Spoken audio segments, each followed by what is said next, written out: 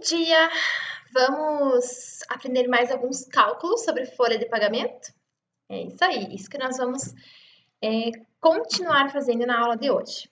Antes, a gente precisa entender alguns conceitos que a gente tem quando a gente também fala sobre jornada de trabalho e folha de pagamento. Então, vamos lá.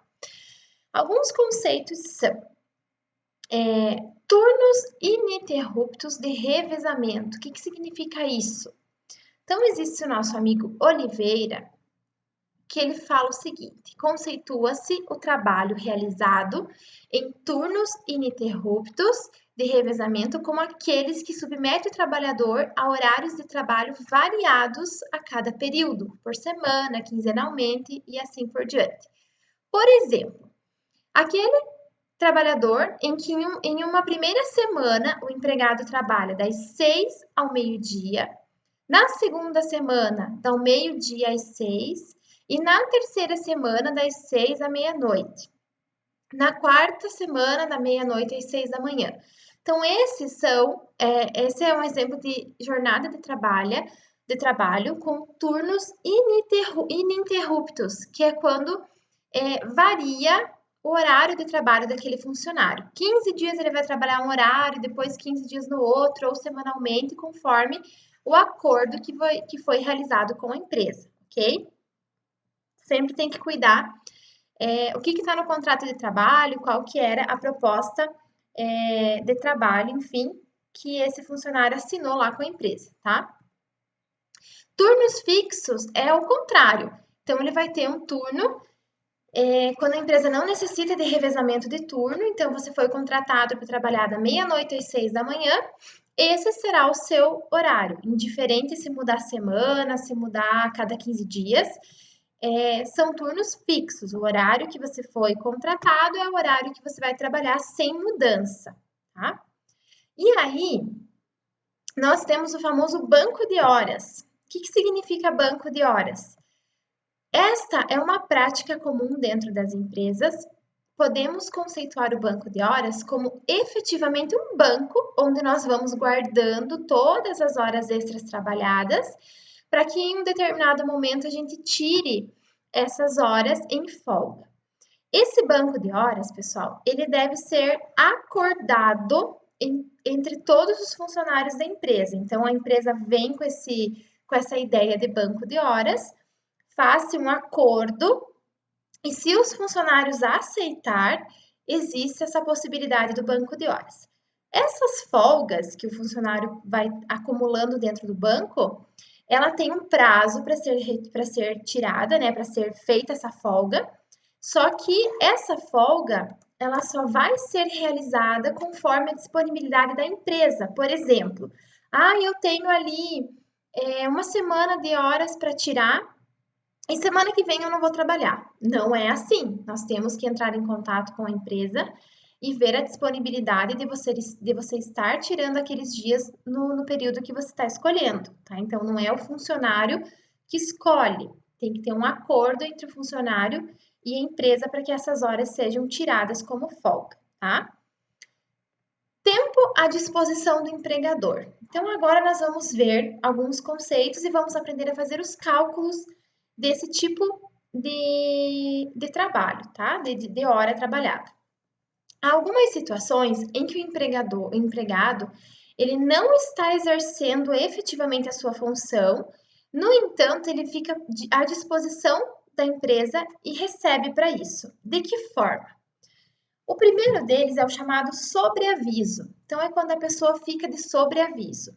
Considera-se sobreaviso o empregado efetivo que permanecer em sua própria casa, aguardando a qualquer momento chamado para o serviço. Cada escala de sobreaviso será no máximo de 24 horas, então eu não posso ficar mais que 24 horas de sobreaviso. As horas de sobreaviso, para todos os efeitos, são contadas à razão de 1/3 do salário normal. Então, vamos lá aprender a calcular. Na página 15, vocês têm algumas atividades para fazer. Então, eu vou fazer a letra A da número 2 e a letra A da número 3 como exemplo, e aí vocês vão fazer o restante, ok? Então, lá na página 15, atividade 2, letra A diz que o salário é de R$ 880 e ele teve 2 horas de sobreaviso. Primeira coisa, eu vou transformar o meu salário de mensal em hora. 880 divididos por 220, que é o que a gente já fez na última aula, deu R$ 4,00 a hora. Essa hora, eu vou fazer 1/3 dela. Toda vez que a gente calcula com fração, nós temos que lembrar da seguinte regrinha. Divide pelo de baixo, multiplica pelo de cima. Então, divide por 3, multiplica por 1. Se a gente fosse formar a fração 1/3.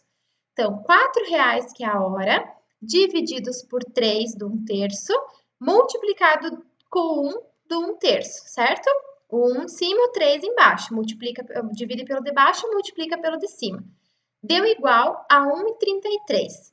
Quantas horas ele trabalhou nesse mês de sobreaviso? 2. Então, eu pego aquele 1,33 vezes as horas que ele trabalhou. Então, ele vai ganhar a mais no salário dele, 2,66, que foi as 2 horas de sobreaviso que ele fez.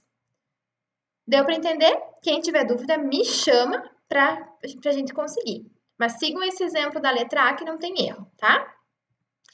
E as horas de prontidão? As horas de prontidão é quando o empregado fica nas dependências da empresa aguardando ordens. A escala de prontidão, ela pode ser no máximo de 12 horas e ela é contada 2/3 do salário da hora dele. Então, vamos lá. Página 15, atividade 3, letra A. Salário de 880 e 2 horas de prontidão. Mesma coisa que antes. Pega o salário mensal, divide por 220 para achar o valor da hora. R$ 4,00 a hora. Pega os R$ 4,00 da hora, 2/3. Divide por 3, multiplica por 2. Divide pelo de baixo, multiplica pelo de cima. Então, R$ 4,00 divididos por 3 vezes 2 deu 2,66. Quantas horas ele fez de prontidão? 2.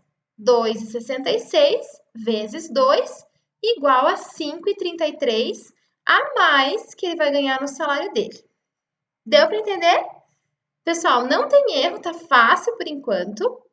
Nós vamos ainda corrigir aquelas da apostila quando vocês fizerem, tá?